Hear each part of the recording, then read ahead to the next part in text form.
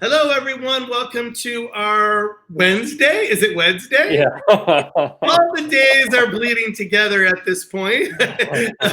And we have Isaac, who's been facilitating all along. We have our special guest star and friend, superstar, Miss Saxton, right? And she's going to be with us today to answer questions regarding reflection. And how do we incorporate reflection in virtual spaces? And Isaac, do you have anything to say before we start? Yeah, just that I know we've been getting a lot of questions about how kids can reflect on their learning, especially when the way people are grading is shifting or being taken out.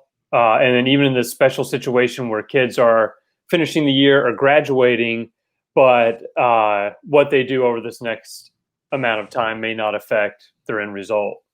I think what's kind of been interesting this morning, I was doing some consulting with a New York City school, and they were really excited that the world was moving to not grading.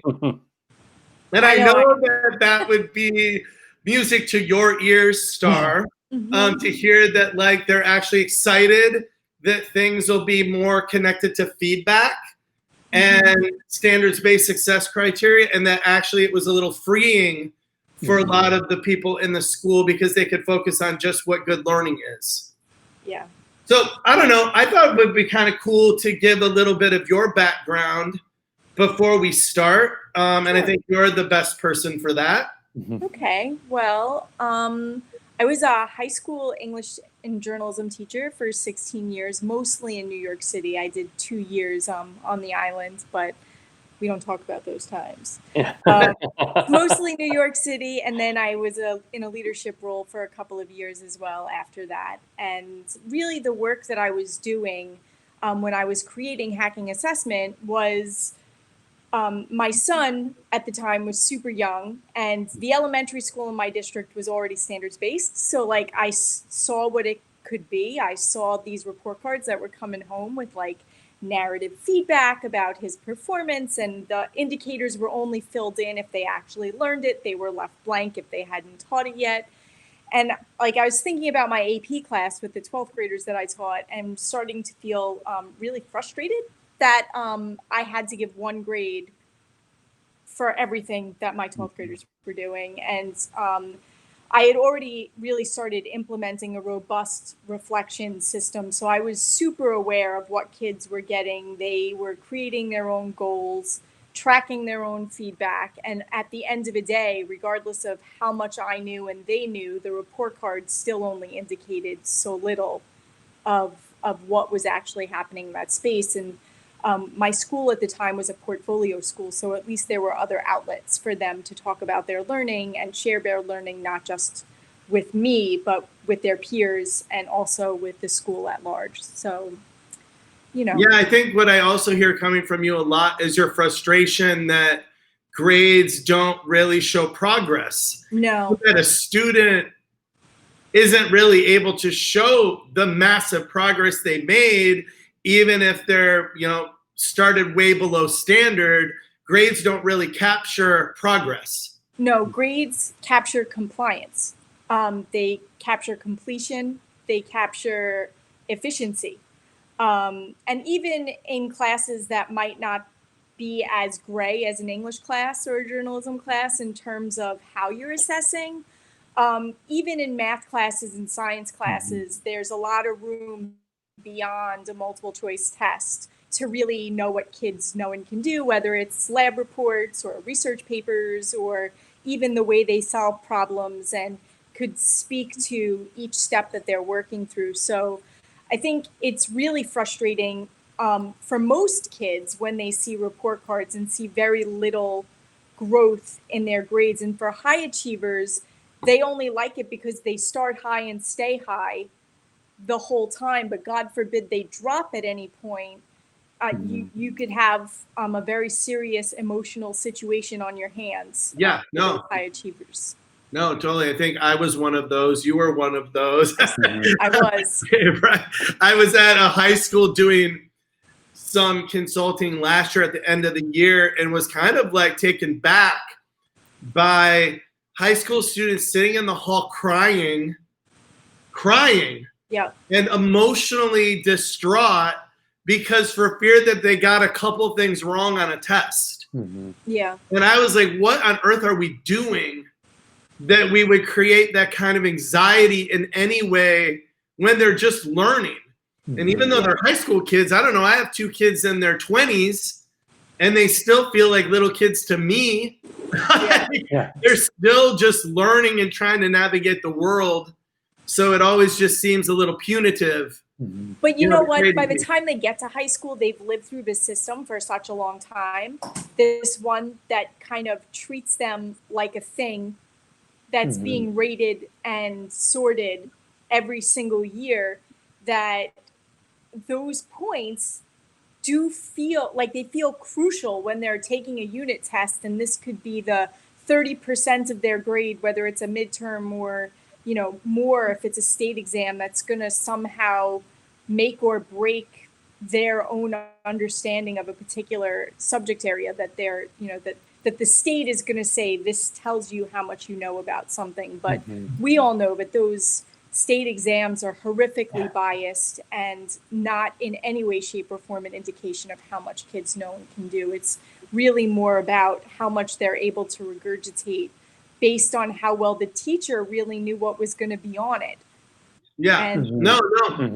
And teachers become masters at figuring that out. yes, Because now across the country, even teacher evaluation is tied to that. Yeah. I think that's lessening and starting to change because we realize that we really shouldn't be doing that. But today we're here to talk about reflection. And I can only stay for part because I have consulting to do, but Isaac has questions. Yeah. But I wanted to start by like maybe more of the what brought you to reflection and how did you start, why did you start doing that? I think you answered a little bit of it, but like this has been your life for a really long time now. So I think when I started working with students at the higher levels, and I started to realize that the assessments I was designing wasn't, they weren't speaking to what kids knew and could do enough. And I think once after a project was submitted, I mean, in the early days, like everybody else, if a student didn't do work, my first assumption was that, you know, that I didn't assume the best. I generally assumed the worst. And I think what happened was I had a conversation with a student who happened to be in that place and really learned that the project was mostly done, but he didn't want to turn it in because it wasn't completely finished. And he felt it was a poor representation of what he knew and could do, which was not what I was expecting at all. And I think when I started looking at the fact that there's so much I don't see in the learning, I think when you have a classroom of 34 students, you have what they're saying in class, you have the actual work products that they're presenting. If you're conferring with them regularly, you have those conversations as well, but there's still a lot of gray area that you can't intuit because you don't know what's going on in their brains. Yeah. And I think that reflection was that window. It was that opportunity for me to say to them, all right, well, this is what my assessment was asking you to do. Now fill in all the blanks of what it's not telling me I need to know about, you know, how you approached it and where you started and where you came to and what areas you're most proud of and what you'd do differently next time if you had the opportunity to do it again and why. And it was so enlightening to read about students' experiences through these journeys with the learning that I was like, you know, damn, I need to either A, go back and reteach that because too many kids are struggling with this one concept. And meanwhile, they're all getting points off because, you know, they didn't do it my way, but my way wasn't working for any of them. So whose fault is that if every single kid in the class got an answer wrong? It's not their fault. It's my fault. It's assessment design issues. So it was a really nice reciprocal way of actually filling in the gaps of what I didn't already know, and also instructionally giving me opportunities to correct my user error to ensure that they were getting what they needed better. Yeah, so it kind of reminds me of Graham Nuttall's research, and he has a 90% rule, that 90% of the feedback that kids get during the day comes from other kids, and most of it's wrong. And he talks about there's 3 learning lives that I think you've tapped into through reflection. One is the person that's sitting right in front of us, and now it's virtual, so it's even harder to read. Because, like, I don't know, we just got done with a professional learning session and everyone's video was off. I couldn't even read people's faces. Yeah. That's hard. Right? That's going to be so hard. If that's what happens. And I think a lot of kids do the same thing because there are policies. But I think, so it's right, what's right in front of you doesn't always give you the information you need to respond. The second learning live is what's going on in their head. Right. And so what you're really tapping to and teaching kids how to reflect deeply is that other learning life that we might not have access to. And then that means that we have to have really good relationships where they trust us. Yep. And that takes time. And that you have to model what good reflection looks like. And then the third that he writes about are the interactions that kids have with each other. There's a whole nother life that they have. And I know that my sons had Facebook groups and Snapchat groups, and they were collaborating like crazy. And even my nephew, who would admit this to this day, that lots of kids cheated, and he was a very good student, and one of those students that got a full ride scholarship, but cheating was rampant. Right. And it's ridiculous to me that they're hiding the fact that they're collaborating and that they're talking about our course, and why can't we make that more transparent and just make that what good learners do? Right. Yeah. It's true. Yeah. I think that the fact that you guys work with the youngest learners and give them this tool so early on is only going to make their ability to do it at each level so much deeper. You have to remember that most of my students were interacting with this model in 11th grade, the earliest, 12th grade, potentially the first time. I did teach 9th graders a bunch of time. My school was really small, so I mean, I got moved around in the elective classes depending on where they needed me to be, but I mostly taught 11th and 12th graders. And if you've gone through 12 years of school already, or 11 years of school already, and all of a sudden somebody says they're going to change all the rules at the last minute, you get a lot of resistance. And it's not usually until the very end where you have them honestly see the point of it all. Like, especially since I was working with mostly high achievers in that AP class, or if they weren't high achievers, they were at least up for a challenge. So they were in that space, and, we're really hoping just to get prepared for college. And, as I'm writing this book now, I actually reached out on Facebook the other day to all my former students to tell me how, my insistence on reflection in class has it positively impacted their lives now that, many of them are just finishing college or are into the workforce already. And I've gotten a bunch of really nice responses that reflection helped them better self-advocate in their lives. So, yeah, I mean, to me, that's our dream for impact teams, right? Is to build systems where this is common. Yep. And where we can go deeper and deeper, because at the early levels, our little kids are just reflecting, do they have the criteria there or not? And what might be an area of struggle, but as they get older, their reflections can be so much more robust. And what I see in my own life is, although I was doing a lot of reflection and self-assessment because I had to learn how to teach it, right now it's just one of those things that happens automatically in my head with everything I do. Oh my God, yeah. And I think that's really what metacognition is. It's these things that happen automatically, but we have to teach it and make them do it for them to realize that in time that now it's going to have a positive effect on my life. I think that what I find most interesting, because like you, Paul, I'm also a very reflective person. I'm hypercritical of just about everything that I do, and always want to be better at everything that I do. Not that I can't take wins when they come, but you know, there's a certain level of efficacy in my life that I hope to aspire to and continue to grow. And I saw it happening in my teaching career over, you know, the 16 years I was in the classroom. And starting from square one again as a leader was like I was drowning, treading water for a lot of time, because there were things I knew that I didn't know at the beginning of my teaching career, but they didn't apply the same way in that other role that I was in. And I found myself like internalizing so much of it. And what I also learned is that what I took for granted was that not every adult is like that. Yeah. You know, like not every teacher is thinking about a lesson after it happens the first time and adjusting till the next period when they come in again, and, you know, really thinking about what actually was taught and what actually was learned in a class period, and how they can make those adjustments so they could be better for kids. And I think I took that for granted because that's always just how I was. Yeah, totally.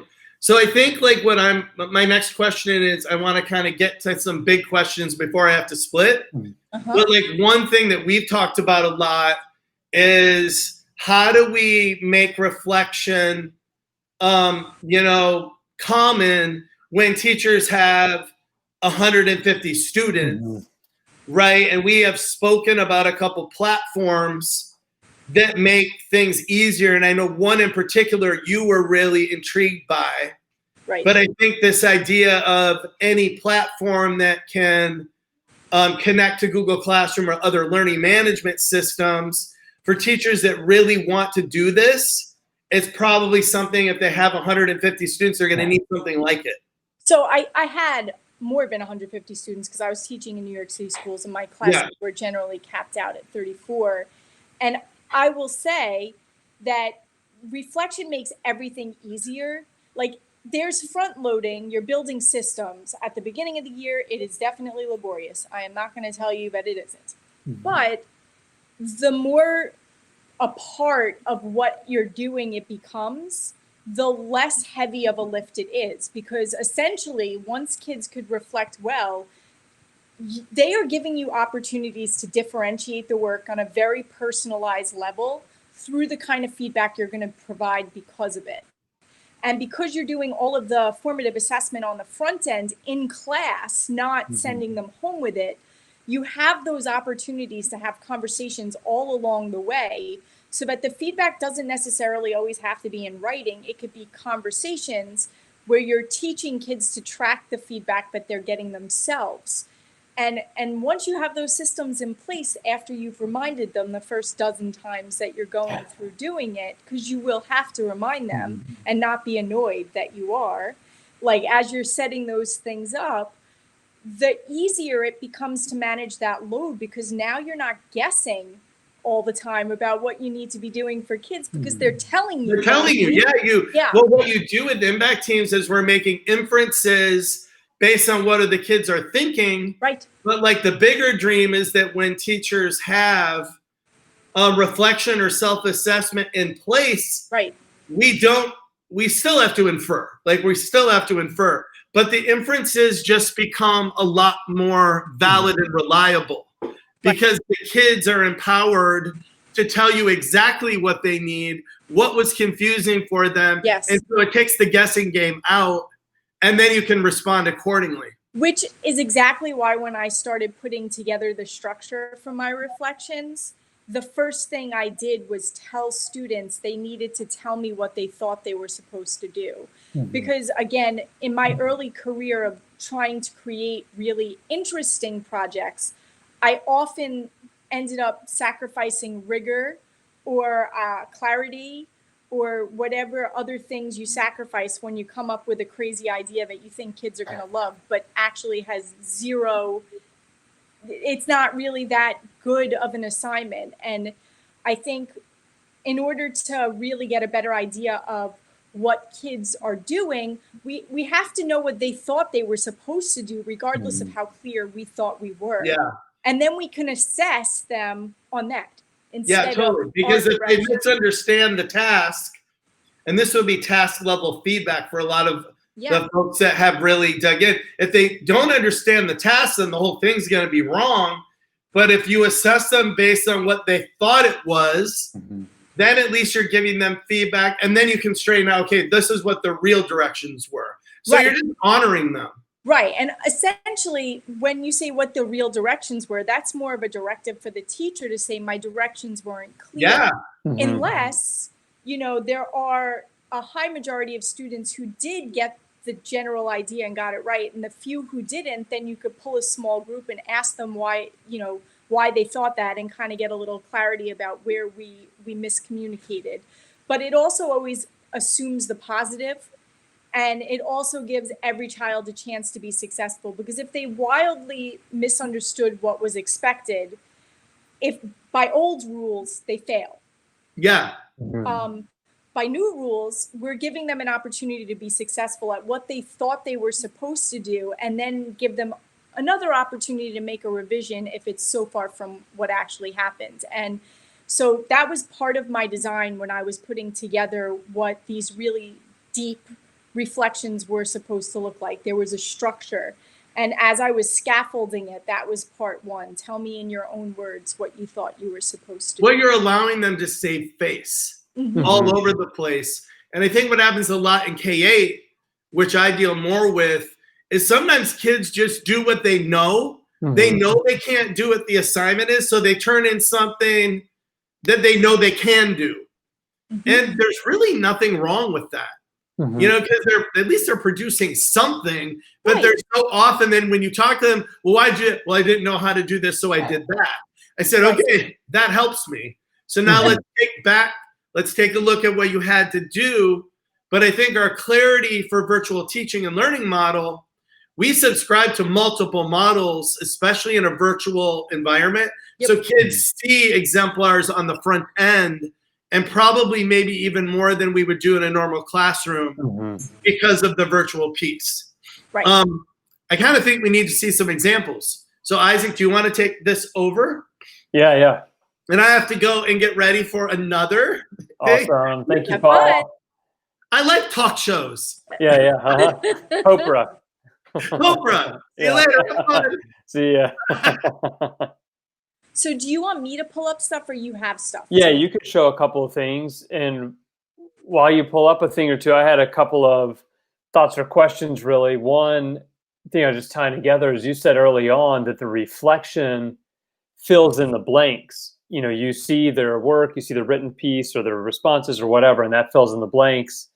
And then I was hearing thoughts about students struggling with the formative process, or those of us as adults who maybe never even engaged in it. And I really think that formative process fills in the blanks for our learning at any stage.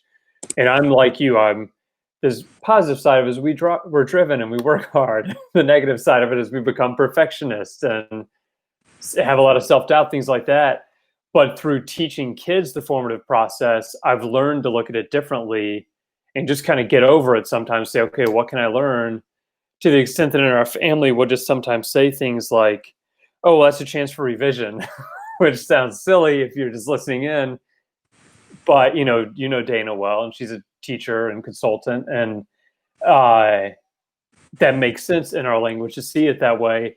But for me, just having that verbiage to say this is an opportunity for reflection is life-changing. Like if you could go to me when I was 15, 16 through 22, like high school, college, I would have been far more productive with far less stress. Yeah, I mean, the stress, I think, it's a real danger sometimes. So, I mean, I just found one piece, and this is not a task specific. It's an end of year reflection. Hold on, how do we share the screen? Yeah, you can use the little thing on the left. It's got that little arrow, and then I'll add it. Okay, Safari does not support screen sharing. Oh, okay. Well, let's talk it through, and I can pull up something pretty quick in the back too. Okay, so I mean, I'm trying to think of what the best way to do this. Maybe I could just share it with you. Yeah, and you want me, while you're doing that, I could just share one of our little K2 reflections? Yeah, no, that would be great, because they're Yeah, awesome. okay. because I had that kind of ready on the side just if we needed it. So while we're talking about reflection, this is something we've built in, as Paul mentioned, into our virtual learning, our Clarity for Virtual Teaching and Learning. And so this, I'll just quickly go through, and it'll be a little small, but that's okay. And you'll be able to see that we are asking even our youngest children, or not even, but especially our youngest children, to reflect. And this is an example of a weekly reflection. And so click through. You can see we have them just think about their week. How are you feeling about your learning goals? You've got it. You need a little practice, or you need some help. We do the same thing task by task, but it's nice to kind of look back at their big goals, always checking in for that how do you feel piece, because I still have to be told as an adult sometimes, you are too tired to produce something creative right now. You're too tired to learn something new right now. Take a little break, or take a day off, take Saturday, do nothing, come back. So if we can teach kids early on just to get a sense of that, obviously change out the words, whatever you need to, that's so powerful. And then Paul mentioned that relationship and the power of trust, I know you brought up. And so to keep that happening in virtual situations, we can use these great platforms like Flipgrid, and that was an example in Google Slides, but also using Pear Deck. You can tie Flipgrid right into that, and then the kids just share a video reflection. Mm-hmm. And how powerful is it from however many miles away, and no matter what time of day they share, that you can actually see them, because they are not always 100% honest on those social emotional check-ins, because that's a whole other level of trust. But sometimes you can see in their face or hear in their voice something that you maybe need to know or follow up on, or you notice that they're making statements with question marks at the end, which I say we get a lot in lower grades, but we get it at every grade too. So you see that, they specifically talk about what the assignment asked them to do. And there's also a positive correlation for the student between enjoying the text and enjoying the writing about the text. And after working with thousands of kids, I could say that is a pretty standard thing, that the more they enjoy the text they're reading, the more they enjoy the work that goes with it, which is why giving them choice when it comes to what they read is it's an essential part of getting them to enjoy the work that they're doing, so it doesn't feel like such a heavy lift when we're asking them to do really rigorous things that they might not be inclined to do. So it's definitely something we want to think about, is that if we do have the flexibility to allow them choice, then we should give it to them. And I did that in a lot of different ways. We did have class texts like the Great Gatsby. That was a class text that we worked through. But the students also maintained personal literary blogs where they were expected to read independent reading, read a full book every other week in addition to the one we were doing in class. And on the off weeks, they were asked to select a poem so that they could react to. And those blogs were more about them loving reading and sharing their thoughts about what they were reading so that we could develop a community of readers. It wasn't analysis. It wasn't expected to be graded in that capacity. It was more of an opportunity for them to share what they loved or hated about what they chose to read. And, kind of get other kids excited about the work that they were reading. Like if they read something that was particularly scintillating on somebody else's blog, they may be more inclined to pick up that particular piece of literature. And, think about, why do we read books and see movies? Somebody's excited about it, or somebody's saying like, oh, nobody should be allowed to have that book in their school. Right. Well, to me, as soon as let me check it out. Yeah, exactly. As soon as it becomes like, oh, we're not allowed to read that one, done. I'm gonna go out and get that. So I mean, I think kids really do love to read. In New York State now, the Next Gen Learning Standards actually really try to promote the being a lifelong reader and writer, and Hmm. this is a way that we could do this. Now, what you're going to notice about the key difference with a reflection from the end of the year is that we're looking at a full body of work, and these students, this one in particular that I shared, what I loved is that she actually linked, those are hyperlinks to her actual Hmm. work. So instead of referencing specific things and cutting and pasting, she actually just took me to specific parts of the texts that we worked on throughout the year. And, she has a little brief introduction about her learning. And then each one of those paragraphs addresses a particular standard. And she Hmm. pulls up different pieces of work to show her learning as evidence of her having either mastered or becoming proficient in a particular area. And I thought it was a particularly novel way of doing it. And since we were a portfolio school, she had access to all of the work that she did. We Hmm. used Google, we were a Google school, so she's able to link to everything. And at the end of the year, seniors are expected to give an exit presentation of their best learning over the course of the 4 years that shows they're ready to graduate. And this was in preparation for her discussing, the learning in her AP Lit class as a part of her overall presentation. And I mean, imagine getting something that in depth at the Yeah. end of each project where a student tells you specifically what they've been working on, where the evidence from their learning supports where they've improved. Hmm. They could articulate that, show you the specific part in the text. And if there's something they're still struggling with, you could then have your attention drawn to that to give them very targeted feedback on the areas they're still struggling on and validate them where they've made the progress. Specifically, not just this is good. You could say, like, I noticed you've really been working on your transitions between your paragraphs, and you've done a great job of a gradual transition from the end of the paragraph before beyond just transition words, but whole Hmm. sentences that really help the reader move from one idea to the next, and be really super specific about what they're doing right and where they need to keep working.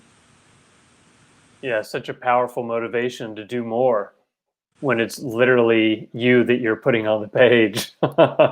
Yeah. Well, thank you so much, Star. Is there, I have a million questions, of course, but is there any last thing you want to kind of leave us with as we think about reflection, and especially reflection in the virtual world or in blended learning or whatever we see when we come back? Well, I mean, for now, since it's the end of the year, if this isn't a part of your practice right now, don't Mm-hmm. dump something like this on your students and expect them to do it well. It's just not going to happen. The best starting point is a nice Google form with very targeted questions Mm-hmm. that you want them to answer. And you could take the pieces of my scaffold where, the first question could be, what did this assignment ask you to Mm-hmm. do? And just break down, what do you think was most successful about the work you did? These are the standards, and then have them as a check boxes. Here's all the standards that we addressed in this particular assignment. Which ones do you think you're proficient in? And the next question would be, from your work, show me evidence of where you're proficient Mm-hmm. in that specific thing. And instead of having it be a full written piece, you could prompt them with the specific questions, and then you get it all in that spreadsheet, which is awesome. And then if you want to have follow-up conversations with them, there's areas where you could add notes at the end of each Mm-hmm. line. If a student didn't address a particular area well, or well enough, and you think you need them to go a little deeper, that's another opportunity. That's awesome. So some themes I heard are: don't start all at once. No. Give yourself and them time to learn and to revise and to practice. And I love that tip to get started. Just, what did you think you were supposed to do? Let's see this disconnect there. And Star was giggling because I held up one of her many great books, but teaching students to self-assess. You can see how thin this is. I love little books like this. This is an ASCD ARIA, so check that out, because it has some really clear, like, step by step, what can you do to get started, and some good troubleshooting. And of course, reach out to any of us anytime you have thoughts, questions, feedback. Star will be on again Friday at 11. Oh no, not this week. This No, week not Friday because you're on with us. Yeah, Yep. just kidding. Not Next this Friday. She's going to be on with some Next other people. Friday. But the next Friday, she'll be on in Teachers Throwing Out Grades. Excellent Facebook group. You should join if you haven't yet. So you can put students ahead of the rankings we assign them. Yeah, thank you so much, Superstar, and thank you to Paul earlier. And we will see you guys next time.